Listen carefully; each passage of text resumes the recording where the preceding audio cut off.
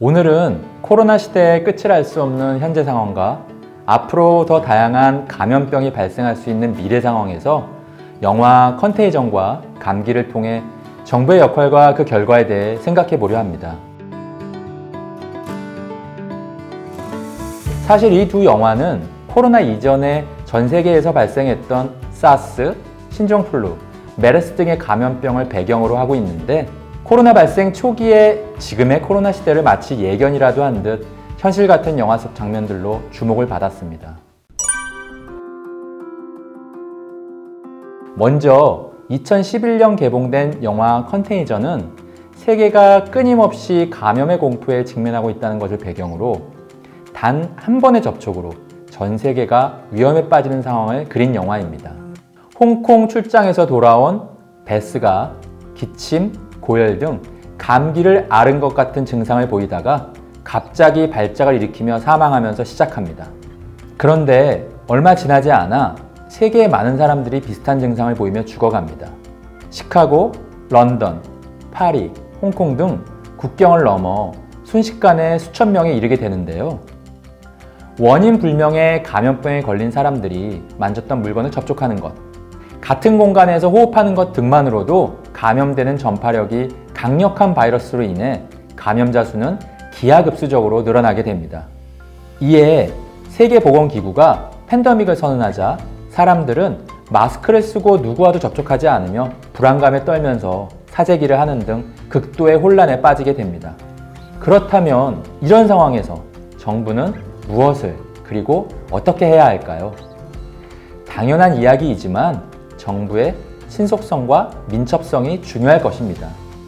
실제 우리나라 정부와 보건당국은 코로나19가 본격적으로 유행하기 시작하는 과정 속에서 드라이브 스루를 활용한 선별진료소와 생활치료센터 등을 운영하거나 마스크 쓰기와 사회적 거리 두기 등을 적극적으로 시행함으로써 초기 코로나19 상황에서 신속하고 순발력 있는 대응을 했다고 평가됩니다. 그런데 이러한 감염병 상황에 대한 정부의 순발력 있는 대응과 문제 해결 역량을 확보하기 위해서는 조직이 관련 내용을 기억하고 있어야 하며 그 조직 기억으로부터 획득한 조직 역량이 필요하다고 합니다. 티스 교수팀은 관련 논문에서 조직 기억이 하나의 자극제로서 작용하여 조직 내 주체들 간 다양한 차원의 반응을 이끌어내고 이러한 반응의 경험들이 축적되어 조직의 역량 강화를 이끌어낼 수 있다는 것이죠. 우리의 경우 아마도 사스와 메르스 등 일련의 감염병 상황을 겪으면서 얻어진 지식과 경험이 정부 내 조직 기억으로 축적되어 있어 코로나 초기 상황의 경우 성찰적 되새김질을 통해 순발력 있는 대응을 할 수 있지 않았나 생각해 봅니다. 영화 컨테이전에서 생각해 볼 또 하나의 질문은 감염병 확산 시 정부가 적용하는 정책 수단과 그 효과에 대한 논쟁입니다. 먼저 정부가 감염병에 걸린 것으로 의심되는 사람들을 적극적으로 검사하고 도시를 봉쇄하며 국가 간 여행을 금지하는 등 강력한 방역 방식을 채택하는 것과 사회 구성원의 집단 면역을 시도하고 일상을 해치지 않는 선에서 느슨한 방역 방식을 채택하는 것 중 어느 것이 나은가와 관련된 문제이죠. 이러한 문제는 코로나19 사태 초기부터 백신 접종률이 높아진 현재까지 우리나라를 비롯한 세계 여러 국가에서 벌어지고 있는 논쟁거리입니다. 도시 봉쇄 등 강력한 방역 조치와 그 상황을 잘 보여주는 한국 영화 한 편이 있습니다. 영화 감기는 미립국 노동자들을 특정 지역으로 이동시킨 남자가 원인 불명의 바이러스에 감염되어 사망하게 되는데 환자가 사망한 지 채 24시간이 지나지 않아 특정 지역의 모든 병원에서 동일한 증상의 환자들이 속출하고 사망자들이 급속도로 늘어납니다. 정부는 2차 확산을 방지하기 위해 사망이 발생한 특정 지역을 폐쇄하기에 이릅니다. 대피할 새도 없이 격리된 사람들은 닫힌 공간, 극한 상황에서 대혼란에 휩싸이고 정부는 문제 해결을 시도하지만 허둥지둥할 뿐 갈등만 부추깁니다. 특히 영화 컨테이전과 감기에서 정부는 급속히 전개되는 위기 속에서도 내부의 정보를 절대로 밖으로 드러내지 않습니다.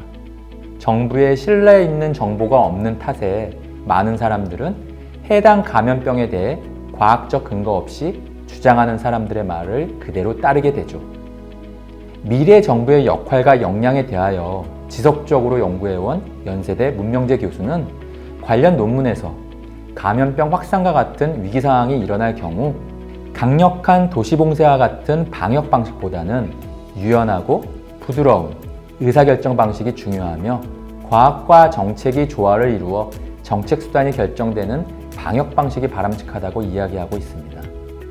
동시에 무엇보다 온라인과 오프라인을 병행함으로써 정부의 투명한 의사소통과 정책이 중요하다고 지적합니다. 감염병과 관련된 정보를 투명하게 공개함으로써 국민들로 하여금 정부를 신뢰할 수 있게 만들고 이러한 정부 신뢰를 기반으로 관련 정책들을 수용하게 만들어야 감염병 확산과 같은 위기 상황을 정부가 해결해 나갈 수 있다는 것이죠. 현실 역시 2021년 10월 현재 전 세계적으로 2억 3천여 명에 이르는 확진자, 480여 명에 육박하는 사망자가 발생하는 등 팬데믹 상황이 이어지고 있습니다.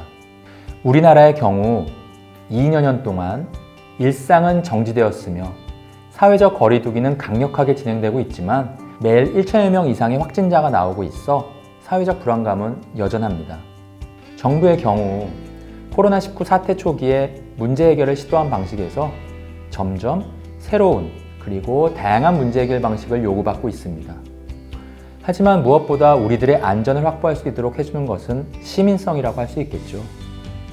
남과 나, 공과 사의 이분법의 경계를 넘어서는 시민성을 발휘하여 나를 위한 마스크는 곧 남을 위한 것이라고 생각하는 사회 구성원 모두가 참여하고 있는 사회적 거리두기의 희생이 아니고서는 지금의 안전을 보장하지 못할 것이라는 점은 분명합니다. 오늘 살펴본 영화는 다소 극단적인 상황을 제시하고 있습니다만 두 편의 영화에서 펼쳐지는 영화 속 상황들이 정도의 차이만 있을 뿐 현실에서 나타나고 있는 것을 경험한 우리로서는 앞에서 제기한 이슈들을 깊이 있게 생각해 볼 필요가 있을 것입니다. 여러분은 어떠실까요? 방역을 둘러싼 다양한 갈등 상황에서 국가가 방역을 더 강력하게 해야 할까요? 아니면 개인의 정치적, 경제적 자유를 보장하기 위해 방역을 더 유연하게 해도 괜찮을까요? 중증 환자가 늘어나 산소호흡기가 부족한 의료체계 붕괴가 일어날 경우 기성세대 및 노인분들이 먼저일까요? 아니면 젊은 사람이 먼저일까요? 백신 접종의 경우 국가가 백신 의무와 같은 강제적 개입을 해야 할까요? 아니면 개인에게 자율적 선택권을 맡겨도 괜찮을까요?